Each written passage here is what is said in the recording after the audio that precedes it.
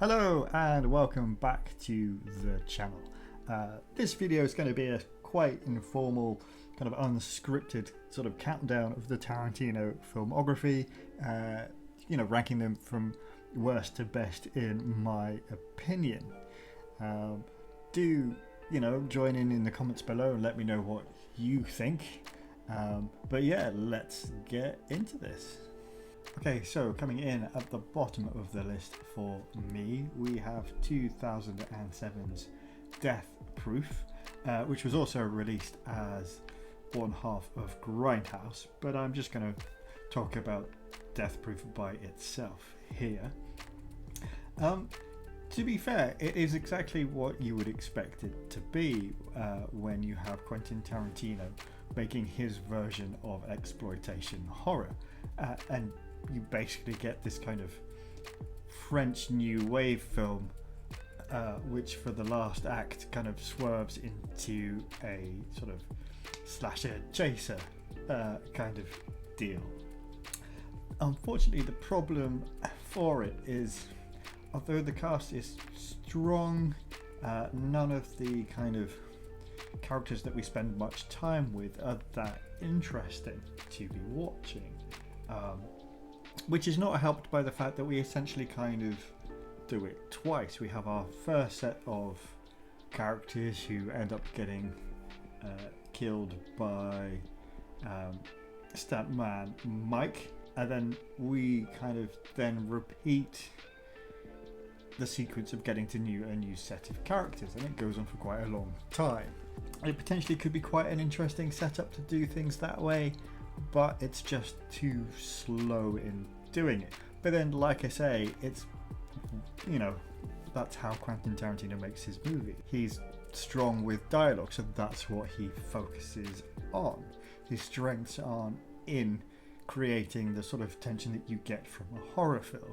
So for me, this one is somewhat of a sort of failed experiment. It's still quite interesting in those kind of terms. It's got a few qualities going for it, but of Tarantino's work, it's definitely the weakest. Coming in at number 9, I've got The Hateful Eight. Now, I remember getting sucked into it when I watched it and kind of, enjoying it as I watched it, albeit I think I did start to feel the wrong time. But I've only seen it the once, and I don't remember it that well, and there's nothing in it that sort of pulls me to go back and watch it again, if that makes sense. It does play to Tarantino's strength, and it's kind of just it's almost a stage play. There's pretty much one setting, and your characters are trapped there. It's kind of strange to really articulate it. In my mind, it's fine. It's, you compare it to a lot of other movies, generally, and it's a good movie, but it's just not one that I find memorable in any real way, which when we consider sort of the films that are elsewhere in this list, that's what puts it down in this spot here.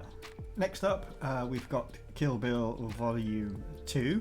The film does have some great sequences, though some of it does kind of start to verge a little bit into territory that starts to feel like outright parody rather than homage, like the training sequences with Pai Mei.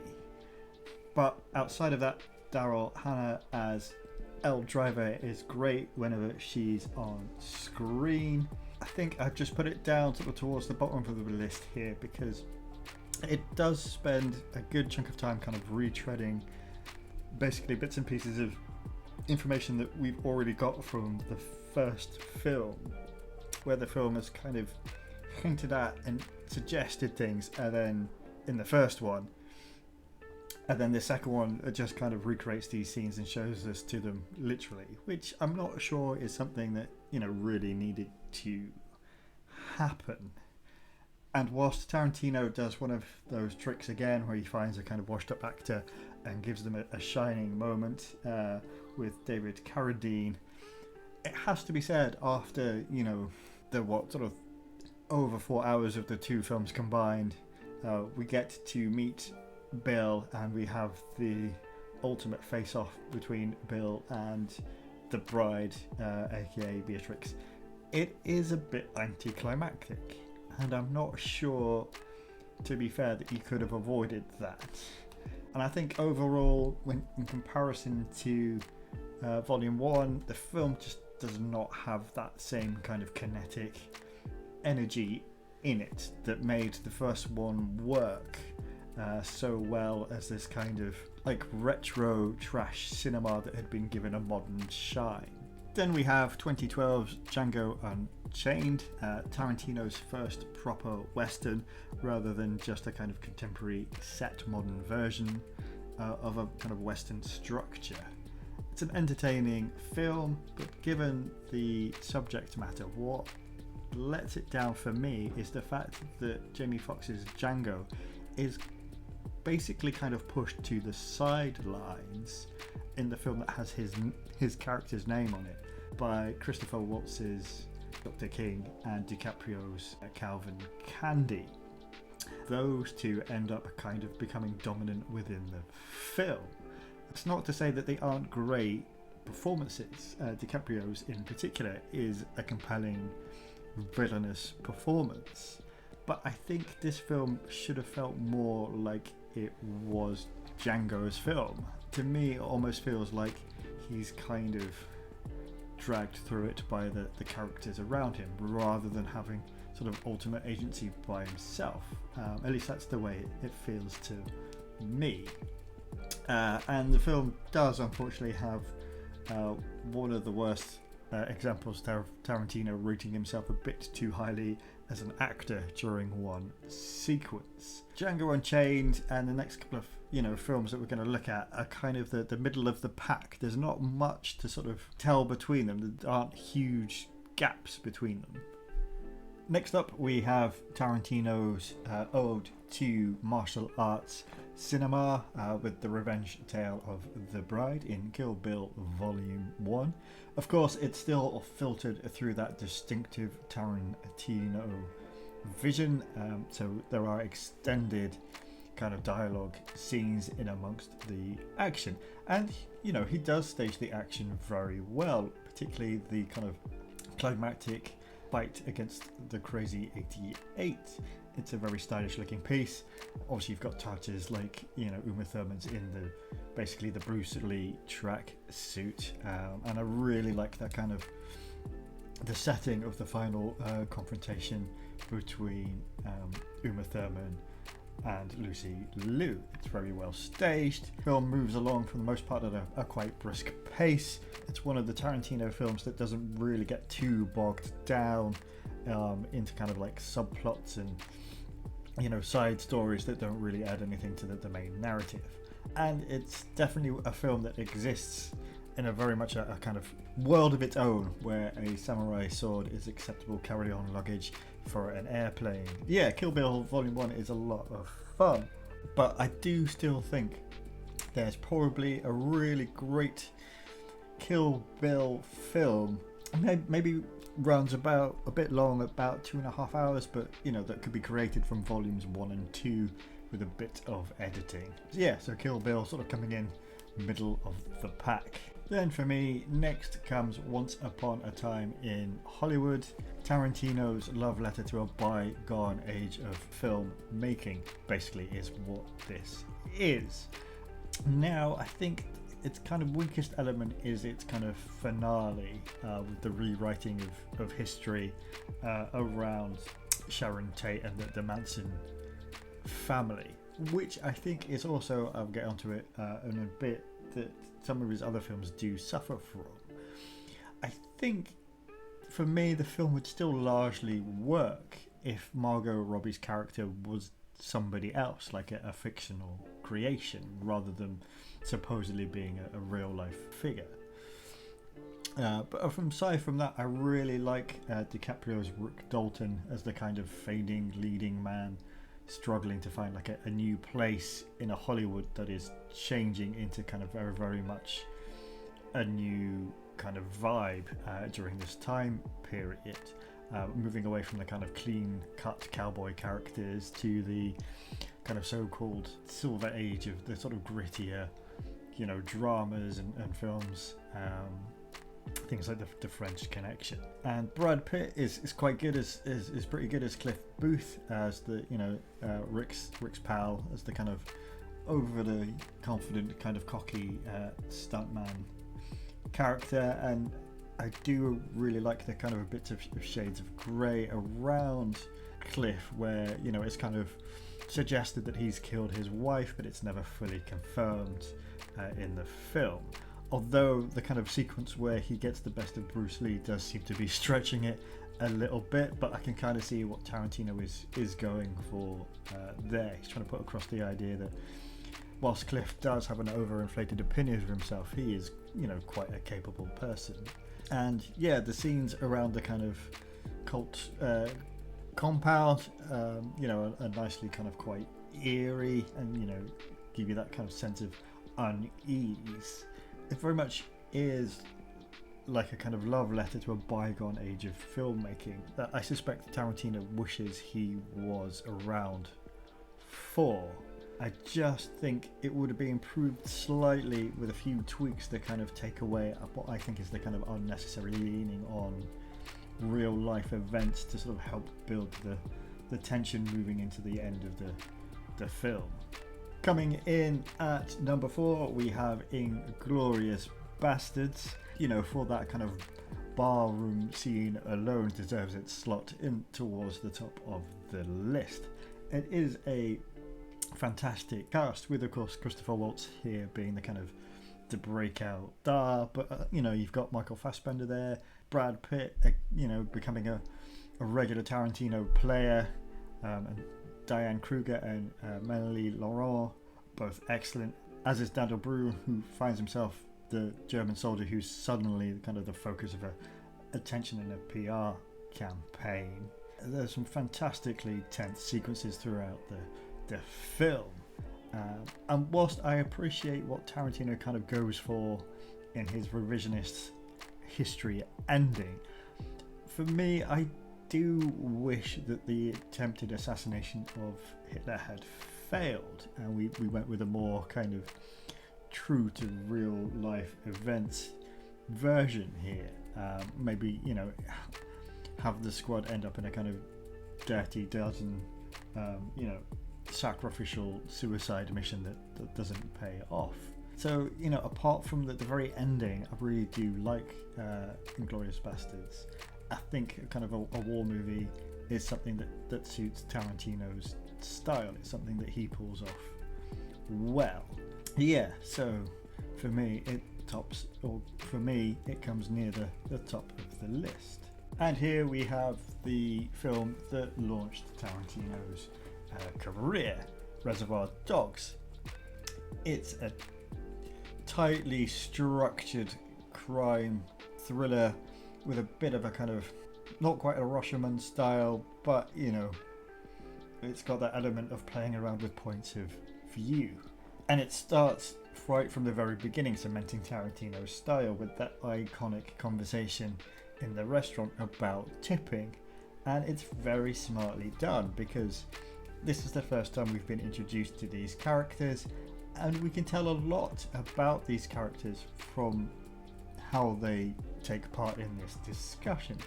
Buscemi's Mr. Pink is the kind of Weasley one who doesn't want to pay. He's put in his place by Mr. Blonde.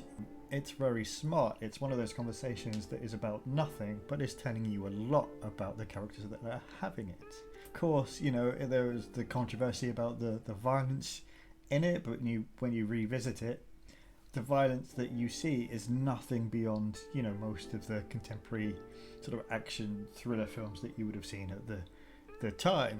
Much like in Psycho, the violence is implied. It's left to the imagination, and that's possibly why people think, it's so extreme. And right from the beginning, we get a sense of Tarantino's ear for soundtracking his films with what are often forgotten, pop songs, until he reuses them, and they sort of have a rebirth in popularity after that. It's got some rough bits around the edges, but nothing beyond what you would expect from a first-time kind of filmmaker on this scale.